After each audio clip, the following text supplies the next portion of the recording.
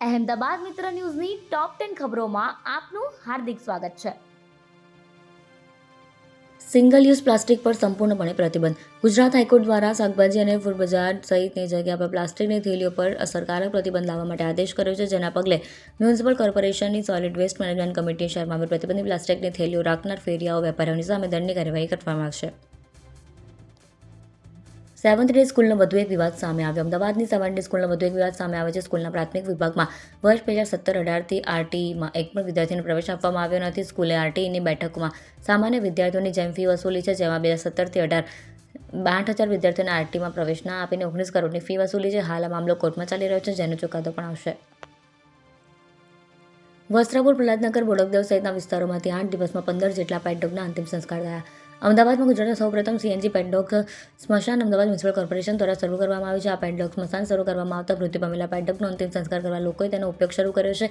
શહેરના ભાઈપુરા, મોટેરા, મણિનગર, શાહપુર, વસ્ત્રાપુર, સાઈબાગ, પ્રહલાદનગર, ઓઢવ, ઘોડાસર, ઇસ્કોન, બોડકદેવ, પાલડી, વાસણા વિસ્તારના 15 જેટલા પેટ ડોગ્સની અંતિમ વિધિ કરવામાં આવી છે. તેના માલિકો જીવદયા પ્રેમીઓ સહભાગી બની 25,100 રૂપિયાનું ઓનલાઈન ડોનેશન પણ આપવામાં આવ્યું છે.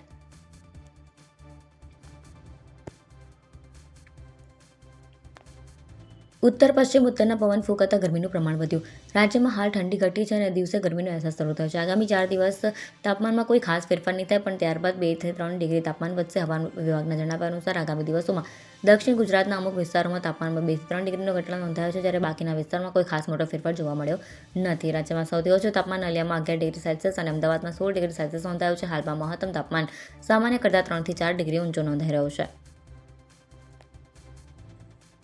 ભારતની પાકિસ્તાન સામે જીત. આઈસીસી ટી20 વર્લ્ડ કપમાં પાકિસ્તાન સામે ભારતની ભવ્ય જીત થતાં ગુજરાતમાં ચારે તરફ બાળકોથી લઈને યુવાઓ સુધીના ક્રિકેટ રસિકો રસ્તાઓ પર નાચગાન કરીને ઉજવણી કરી હતી. જ્યારે અમદાવાદના સિંધુભવન રોડ પર મોટી સ્ક્રીન પર મેચ નિહાળી રહેલા લોકોએ ભારત માતા કી જયના નારા લગાવી જશ્નનો માહોલ સર્જ્યો હતો. મેચના રોમાંચક પળોમાં બંને શહેરોમાં મોટી સ્ક્રીન પર ભીડ ઉમટી પડી હતી. લોકોને નાચતા કૂદતા જોવા મળ્યા હતા, જેના કારણે આ રાત ક્રિકેટ પ્રેમીઓ માટે અવિસ્મરણીય બની ગઈ. 12 બોલેરો પિકઅપ બારોબાર વેચે છેતરપિંડી. શહેરના સરખેજમાં રહેતા શખ્સે લોડિંગની ગાડી ચલાવતા વ્યક્તિને તેની ગાડી પોર્ટર કંપનીમાં ભાડે આપવાનું કહીને દર મહિને 27,000 ભાડું આપવાનું નક્કી કર્યું હતું. 1, 2 નહીં પણ 12 જેટલી લોડિંગ ગાડી પોર્ટર કંપનીમાં ભાડે મૂકવાનું કહીને શખ્સે ભાડું અને ગાડી પરત આપી નહોતી.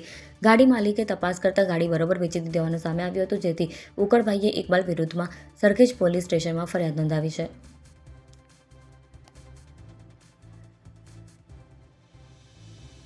પિતરાઈ ભાઈએ પાટણના યુવક પર ફાયરિંગ કર્યું. અમદાવાદના સોલામાં પ્રેમ પ્રકરણમાં યુવકે ફાયરિંગ કર્યું છે. યુવકની કાકાની દીકરી સાથે પાટણના યુવાનને પ્રેમ સંબંધ હતો, જેની અદાવત રાખી પાટણના યુવકને પગમાં ગોળી દર્પી દીધી. ઇજાગ્રસ્ત યુવકને સારવાર માટે હોસ્પિટલ ખસેડવામાં આવ્યો. સોલા પોલીસે હત્યાના પ્રયાસનો ગુનો નોંધી તપાસ હાથ ધરી છે. પોલીસ હત્યાના પ્રયાસનો ગુનો નોંધી ફરાર મોન્ટો ડિઝાઇનની ધરપકડ કરવા તજવીજ હાથ ધરી છે. નારોલ નરોડા હાઈવે પર મારુતિ પ્લાઝા કોમ્પ્લેક્સમાં શોર્ટ સર્કિટથી આગ.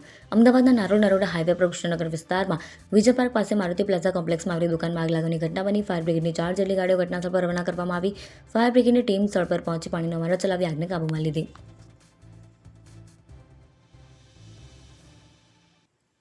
નંબર પ્લેટ વગરની કારમાં આવી મારામારી. અમદાવાદના હાથીજણ વિસ્તારમાં ધર્મવાટિકા સોસાયટીમાં સ્થાનિક લોકો પર સોસાયટીના જ વ્યક્તિ દ્વારા માણસો બોલાવીને મારામારી કરવામાં આવી હોવાની ઘટના બની.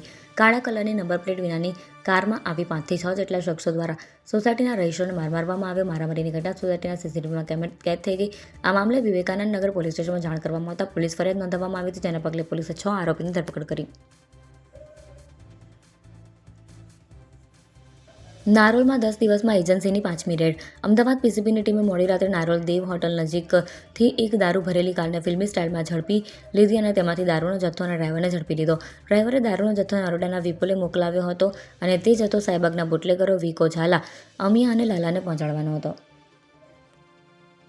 અહેમદાબાદ મિત્ર ન્યૂઝની યુટ્યુબ ચેનલને સબસ્ક્રાઇબ કરો અને બેલ આઇકન જરૂરથી દબાવો, જેથી મહત્વના સમાચાર આપના સુધી જલ્દીથી પહોંચે.